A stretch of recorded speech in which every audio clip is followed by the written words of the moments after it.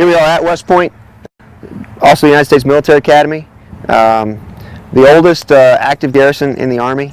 Started out part of the Revolutionary War, and it was actually commanded at one time by Benedict Arnold. It's called Camp Arnold, in fact. Later got changed after the sold the plant.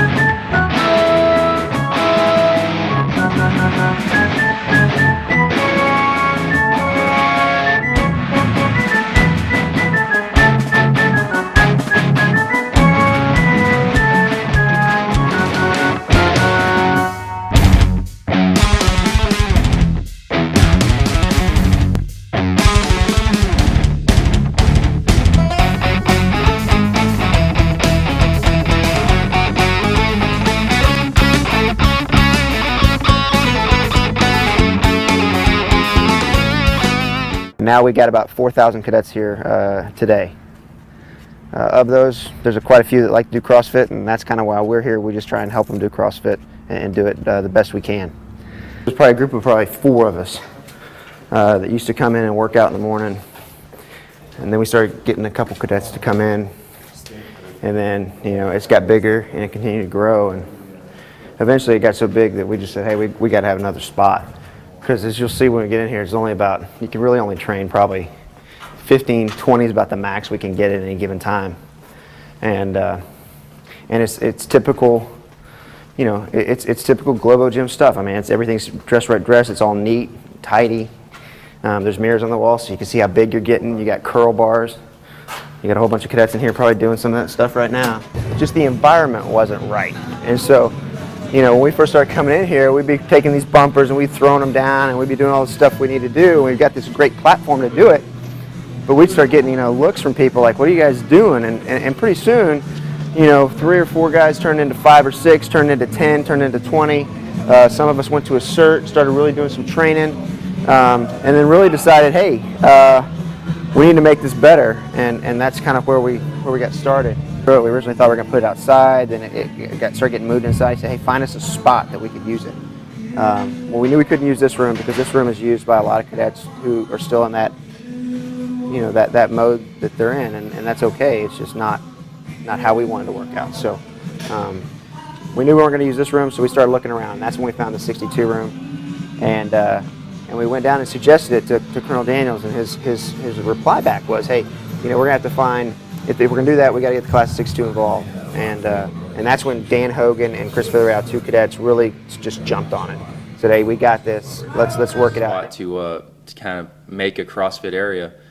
So eventually, a simple design I made got back to the civil engineering department, and they're like, "Well, if you want to make this thing and actually really do it, you can make it a semester project, and you have to design it like you would a bridge, do the analysis, and optimize the members, and figure out all the forces on the bridge or on the pull-up bar." And I was like, okay, I can do that. Kind of got the go-ahead to try and make one of these pull-up bars, and along with that, it kind of entailed, hey, we got to find out and get some more equipment and find a place to put it. So kind of together with that, it kind of snowballed into this monster project of bringing CrossFit to West Point, because we already had this small kind of nonprofit affiliate. So now we had to, find how we're going to get the money for this project, get the project rolling. And I had to work on getting the design for this pull-up bar system, because we knew we wanted to have something with a flying Fran, and we wanted to be able to have it support about probably 18 guys kipping at one time. I guess a labor of love, so to speak, for everybody kind of involved, and Chris and Dan working their tails off. Chris just going in and fabricating. Late at night, he comes in the morning. He's still in there at 5:30 in the morning, but he's got bloodshot eyes. He's got crap all over his hands. You could tell he hadn't slept that night, but he'd been fabricating that flying Fran pull-up system.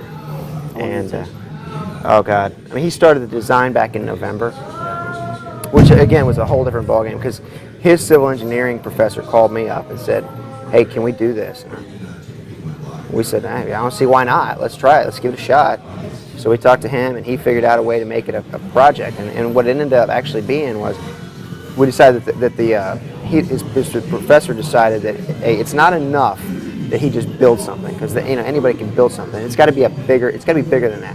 So actually turned a whole project to work it out. They made a PowerPoint presentation that would make any staff officer blush, because it was just that good. And and then they made a trifold and all this other stuff, and they started going down and just they gave it to the class of 62, and the class of 62 loved it, bought off on it, said let's start building, and handed us basically a check, said okay, make it happen. Kind of went through the whole semester, got this designed, and you know, started fabricating it, and you know, it's kind of a one-man show, so I got a lot of people from my company, and just throughout all my friends and everyone, just kind of begging and pleading with them to kind of come into the welding lab and, you know, help me out and help cut steel. So got it done, so pretty excited. With Friday mornings, we'll have 120 cadets out there through Arvin Gym or down at the fields doing different workouts, and it's pretty awesome because you know, Friday at 5:30 in the morning, it's tough for anyone to get up, but we got a lot of guys that are pretty committed to it. And then on a regular basis, the Monday through Thursday workouts, because we do a 5-day, 5 on, 2 off. You know, we'll have, you know, maybe 20 to 25 cadets and different officers coming in too and doing the workout of the day at 5:30 in the morning, and then countless others doing it throughout the day at you know, wherever they can fit it in. Every once in a while we do this one workout. It was pretty awesome. We call it the climbing Fran. Climbing Fran, just like any other Fran, except for the fact that we did rope climbs, and we did our 95-pound thrusters in there, dropped the bar, ran down in here, came across here into the Hayes gym, and we did rope climbs. And it was 6-3-1 for the pull-ups. So it was 6-3-1 on the pull-ups as your Fran. So, you know, 21 thrusters, 6 rope climbs, 15 thrusters, 3 rope climbs, 9 thrusters, 9 rope climb, or 1 rope climb, and we did it in here. It was pretty phenomenal. Had a couple guys, you know, making it. It was to that red line right there, which is the 15-foot mark. Had a couple guys get there, and they were like that, and missed it all the way back down. Had one guy, it took him 3 minutes to get his final rope climb, but he finally got it. Laid up here on this shelf right here, and dang near puked his lungs up. What we got here is essentially one of our staples. Nobody else has it. No other cross gym in the world has it. It's our very own. It's the indoor obstacle course test. That's what our Department of Physical Education calls it. Those of us who do CrossFit, because we do it voluntarily, we call it, obviously, I crave torture. So pull up, put your foot up, pull up. Mobility. Yeah, so there's a mobility piece to it. There's a strength piece, upper body, but you got to get up here. This is, every single cadet has to pass this and get up on this shelf. And then, you know, you hop up and you get on the track and you come across these bars right here. Goes over, hits the balance beam. This is slanted at the exact angle of a CH-47, so that it replicates the CH-47, getting on a CH-47. Stay on that balance beam. The forward roll. Runs, hits the wall, goes up over the wall,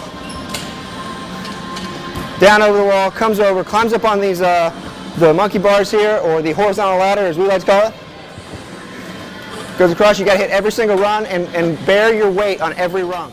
Yeah, here's kind of the, you know, when we talk about combat athletes and what you need, you got your, you know, what we've kind of come up with, you know, CrossFit's got their forging elite fitness.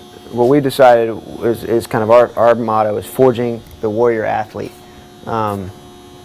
With every soldier's an athlete. They should be treated as such, and they should train as such. The difference is that, you know, most athletes know, you know, like John Welborn said, you know, they know how long the game is. They know the team that they're playing against. They know, you know, what play they're going to run. In combat, you don't. You don't know how long you're going to be out there. You don't know. You know, you might have a plan when you leave the wire, but that plan goes to hell with the first shots fired. So for us, it's, we got a different ball game, and so we can't train like a football player does. We can't train like any other athlete does. We have to train for everything, and I think that's one of the molds we've got to break. We can't train for a PT test anymore. That's not enough. You know, training for 2 minutes of push-ups, 2 minutes of sit-ups, and run a 2-mile run, that isn't enough. Hopefully it takes off. So I'm excited about it. So it's kind of a bummer. I'm setting it up and I'm taking off 3 weeks later and graduating and, you know, heading out to the Army. But, you know, it's good to see that this will, you know, be here. And, you know, the intent is it can serve as like an example for what the Army, you know, the Army can do for CrossFit, or how the Army can use CrossFit.